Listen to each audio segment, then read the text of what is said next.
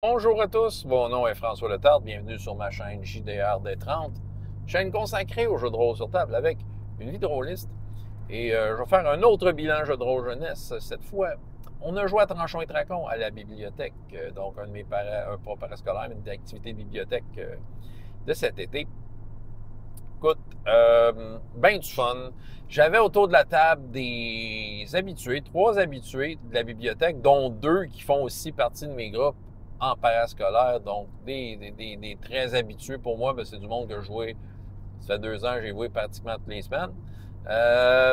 Puis un nouveau qui est arrivé un peu en retard, là, fait que c'est sûr que ça retardait un peu le groupe, mais quand même. J'ai pris un One-Page Dungeon qui est comme un genre de sauna à démo. Puis les joueurs se retrouvent téléportés là-dedans un peu par erreur. Fait qu'il faut qu'ils sortent de là. Il faut qu'ils trouvent une façon de sortir de là. Fait qu'ils se promènent dans un sauna dans lequel se fait masser des minotaures. Il y a des démons qui prennent leur bain, tout ça, dans des bains de sang. Puis c'est ça. Puis il y a des ghouls, serviteurs, tout ça. Puis la condition pour se promener dans ce donjon-là, c'est qu'il faut toujours que tu aies une serviette qu'on t'a donnée au début. Ça prend ta serviette. Si t'as pas ta serviette, tu te fais sortir par les ghouls. Puis les ghouls, qu'est-ce qu'ils font? Ils t'envoient en enfer.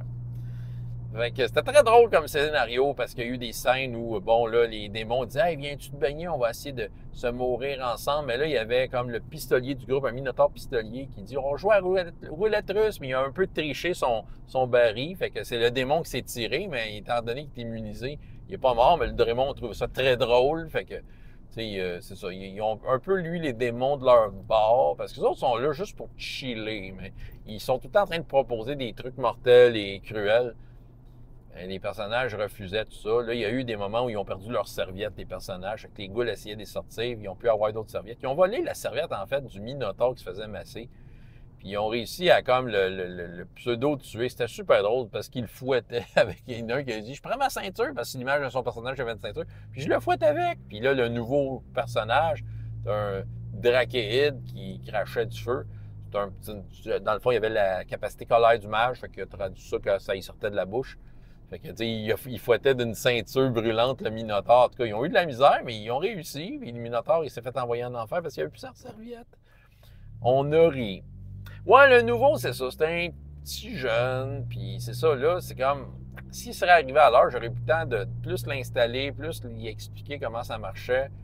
Surtout que je l'ai dans d'autres activités autres que jeux de rôle à la bibliothèque. Je sais que le français, c'est pas sa langue tant que ça principale. Moi, je pense qu'il parle en arabe à la maison. Fait que, tu sais, c'est sûr que lui, des fois, il fallait que je répète parce qu'il me disait, j'ai pas compris, ok, tu sais, je lui répétais. Fait que là, pour le personnage, j'y allais plus général. Je parlais des races. Ah, je vais être un homme dragon. Fait que là, j'écrivais ce qu'il avait besoin de savoir. Ok, je veux t'arracher dessus. Tiens, tu vas être un magicien qui fait telle affaire. Tu sais, j'ai un peu pseudo-décidé à sa place qu'est-ce qu'il était. J'ai fait décider de ses chiffres. Ça va quand même vite faire un personnage à tranchon et tracon quand même. Très, très rapide. Fait qu'au début, c'est ça, c'est un peu le principe de nouveaux joueurs qui regardent ce qui se passe, qui ne comprend pas trop. Mais maintenant, il a compris la dynamique, surtout que les trois autres sont comme habitués, il y a une interaction, ça allait vite. Il fallait que je travaille quand même pour lui l'intégrer aux autres, pour faire en sorte que ses plans soient pris en compte. Mais mes deux plus habitués, je veux dire, ils se font talonner avec le principe de il faut travailler en équipe. Je les talonne avec ça dans leur parascolaire et ils ont vu à plusieurs reprises qu'est-ce que ça fait quand tu travailles pas trop en équipe? Des fois, il y a des conséquences, des fois, tu es plus mal pris. Fait qu'il était bon pour l'intégrer, mais le jeune, tu sais, t'es un peu plus jeune que les autres, t'es pas de mature, il faisait des sons de pète avec sa bouche, puis il arrêtait pas. Il me dit, j'arrête de faire ça. Fait que, ben, c'est ça. Fait que, mais quand même, il y avait des bonnes idées, là, tu sais, c'est ça. Tu sais, je pense que vers la fin, il était plus dégourdi. Je sais pas s'il va revenir. S'il revient, son personnage j'ai fait, tout le monde a augmenté de niveau, tout ça. C'est sûr qu'au début, tu sais, lui qui était en retard, ben, je savais pas trop s'il viendrait finalement, mais tu sais, je pense pas, je pense que c'est ça. Il est arrivé en retard, mais tu sais, en arrivant, je parlais avec mes deux parascolaires, puis tu sais, j'ai commencé à les teaser sur mon possible retour à l'école secondaire. Puis là, je leur ai posé des questions sur leur voie prestige divin. Oui, j'ai décidé de leur donner ça en cadeau. Les dieux ont été contents. Il faut que je fasse cette vidéo-là qui parle du parcours divin de la wannabe déesse que j'ai, en tout cas, le paquet de troubles que je me suis donné l'année passée, mais c'était très drôle. Fait que les personnages qui ont pu aider les dieux à intégrer la déesse dans leur panthéon, puis éviter qu'ils soient comme exilé du monde à cause qu'elle serait la déesse unique. Je ne veux pas embarquer dans les détails.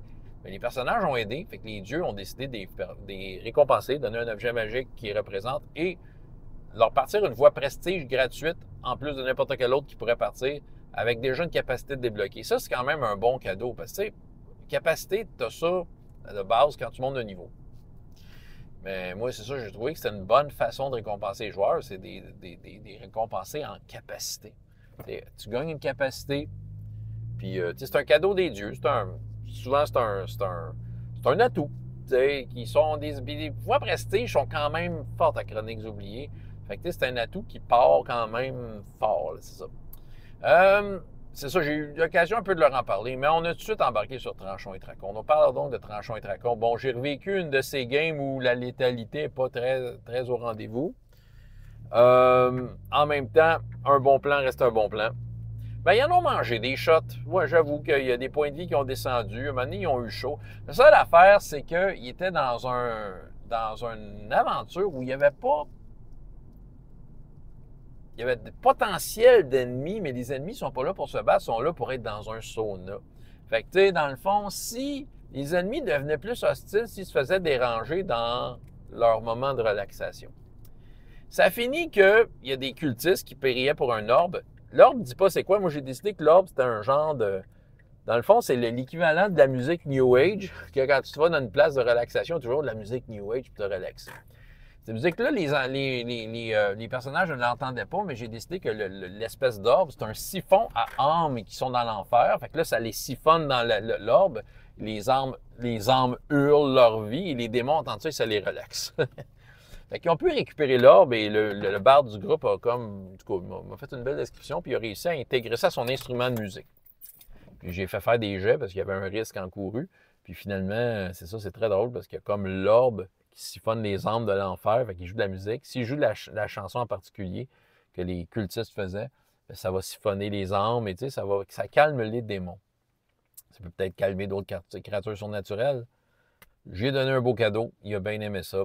C'était une belle game, c'était quand même agréable au final. Tu sais, c'est le fun.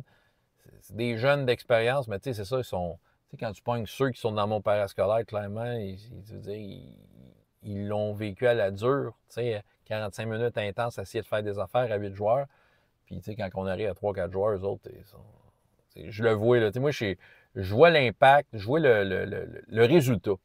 Le résultat de ce parascolaire-là, qui est très intense, très condensé.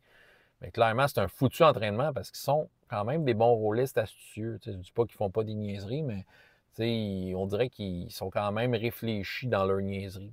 Fait que, ouais, moi, je suis content de mon parascolaire, c'est ça. Ça crée vraiment des rôlistes solides, là. Tu sais, j'aimerais ça, là, puis parce que je manque de temps, mais tu sais, toutes les voir individuellement en petits groupes, puis les voir comment ils se comporteraient, puis je pense que je verrais du solide puis de la qualité, beaucoup, vraiment.